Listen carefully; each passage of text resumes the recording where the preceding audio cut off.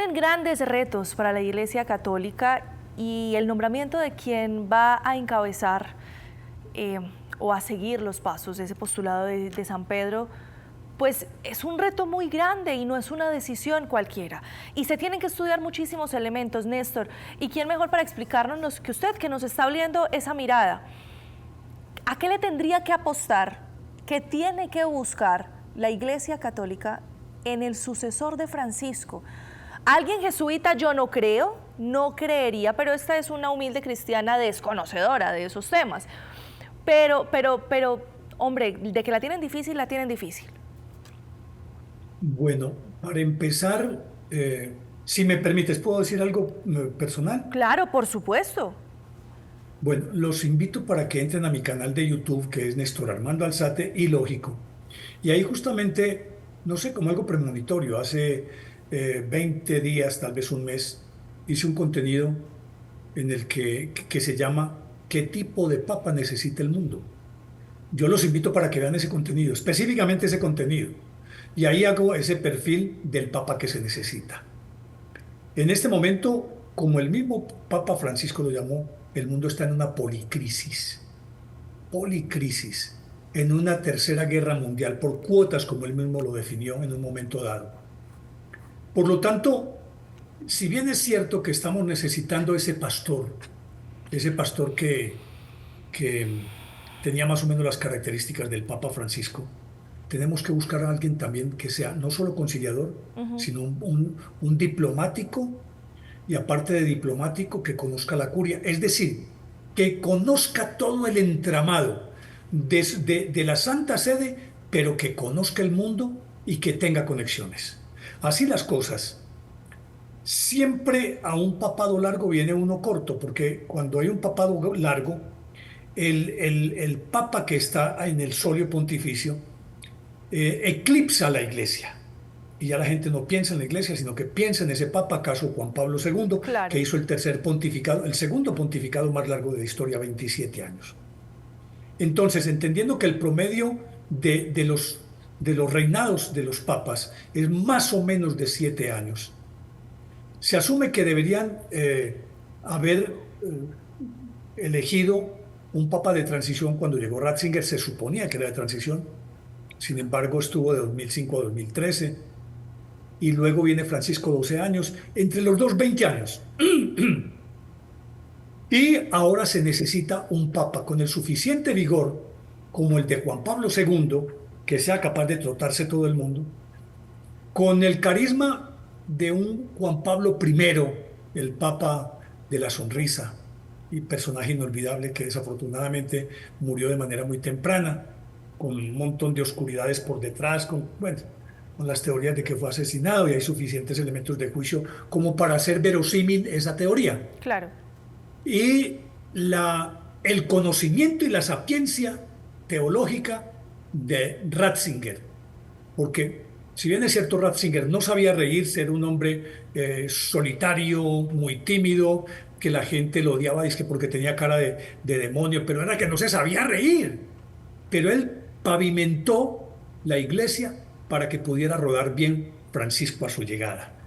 Y él, inclusive siendo, cuando era el director del dicasterio de la Congregación para la Fe, el más incidente, el más importante y el que determina las políticas de la iglesia, era casi que del mismo conservadurismo de Juan Pablo II. Pero cuando subió al trono pontificio cambió, se volvió un moderado y tuvo cierta apertura. Entonces el Papa Francisco encontró el camino más o menos pavimentado. Llegó Francisco con su actitud contestataria, revolucionaria, y puso la iglesia en otro plano. Por lo tanto, el que llega tiene que contemplar todos esos elementos. Yo pienso que va a ser un hombre que conozca todo eso. Y estoy viendo a un Pietro Parolin, el secretario de Estado, un tipo discreto, conocedor como el que más del tejemaneje de la política en el mundo. Fue el gestor de aquel acercamiento que hubo entre Estados Unidos y Cuba en Sí, señor. 2014. Sí, señor. fue el que tendió los puentes con los musulmanes. Y si ustedes observan los últimos 15, 20 viajes del Papa, casi todos fueron a territorios donde no había mayoría católica, sino musulmanes, anglicanos, protestantes, y se esforzó mucho por el ecumenismo, entendiendo que más allá de la religiosidad lo que había que hablar era de espiritualidad, y por eso congregó a tantos líderes. Ese proceso lo hizo Pietro Parolin, el que conoce a Trump, el que conoce a Putin, el que ha tenido contacto con todos ellos, fue Pietro Parolin. Aparte de eso, es un hombre supremamente preparado y es de la entraña de la curia. Él prácticamente toda su vida estuvo en la curia, a excepción de 2 o 3 nunciaturas, entre las cuales la de Caracas. Claro. Y le tocó manejar a Chávez. Por lo tanto, conoce todo eso. El seno de la curia, él sabe cómo moverse en ese complejo tan laberíntico de la burocracia vaticana y de lo dogmático y de lo teológico. De pronto no es tan olor a oveja, tan pastor como Francisco. Pero yo creo que el que necesita el mundo en este momento es un papa del estilo de Pietro Parolin.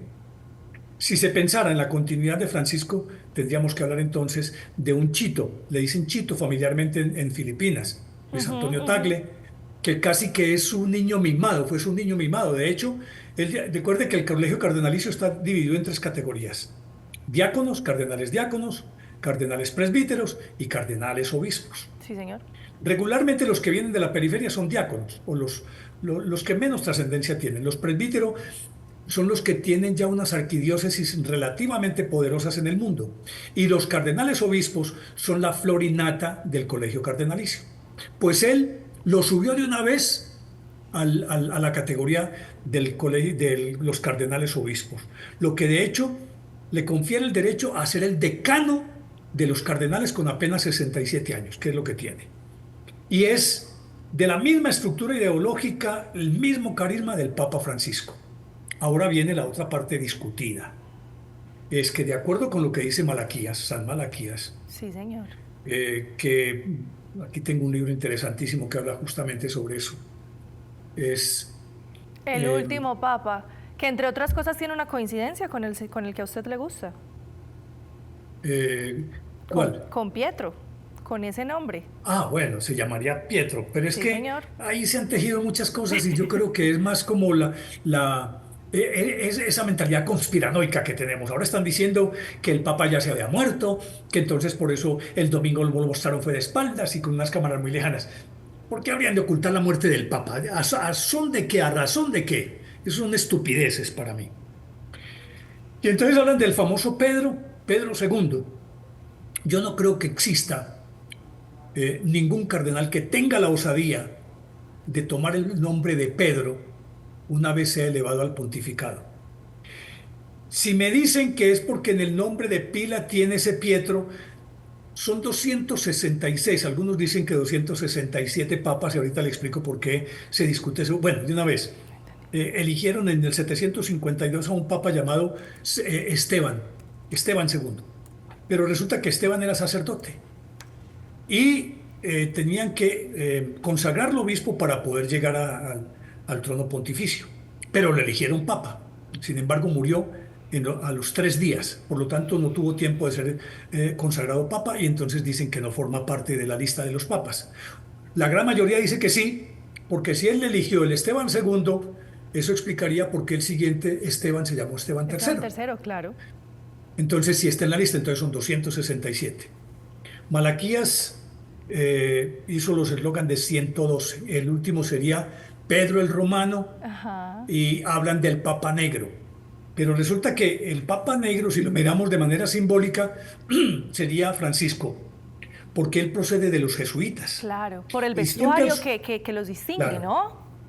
y aparte de eso, porque siempre el superior de los jesuitas lo llamaron el Papa Negro. El último, tal vez más vistoso de llamarlo Papa Negro, fue el padre Pedro Arrupe. Entonces, Papa Negro estaría vestido de negro. Si buscan entre los 267 alguno que se llame Pedro, va a encontrar más de 100 que se llamen Pedro, pues como nombre de pila. Por lo tanto, el simbolismo aquí tiene que ver es por optar con lo que llaman el cognomen, Sí, el señor. segundo nombre, que sería este. Pedro el Romano, no creo.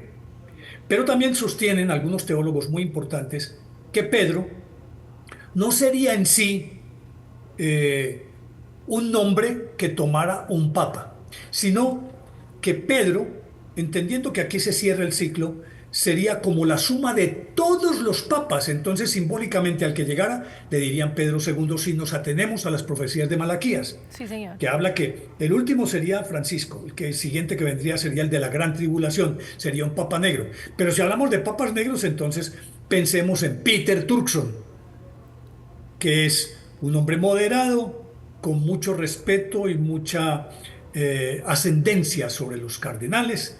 Es africano, se llama eh, Peter Turkson Sí, señor. y es negro. Pero yo no creo, y no creo que el mundo, no creo que esté preparado para un papa negro. A mí me No creo. parecería maravilloso, ¿sabe? Me parecería hermosísimo. Pues que Pero es fuera. la opinión de esta, y muy personal, No, ¿cierto? no, no, y a mí también me encantaría, claro que me encantaría.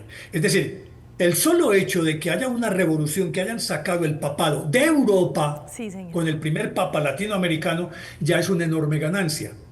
Ahora, si el siguiente es también, vuelvo a utilizar un término que ya es arcaico, que es el del tercer mundo, que es donde está la fuerza de la Iglesia Católica, Filipinas, Brasil, México, que aunque se declare un estado laico, tiene más de 80 millones de católicos. Claro. Entonces, ellos son los que realmente pertenecen a la iglesia. En Europa se ha dado una caída impresionante entre los prosélitos de la iglesia católica. Hay una tendencia evidente hacia el gnosticismo en Europa y hacia el ateísmo. Por lo tanto, la fuerza de la iglesia está es en ese llamado, mal llamado tercer mundo.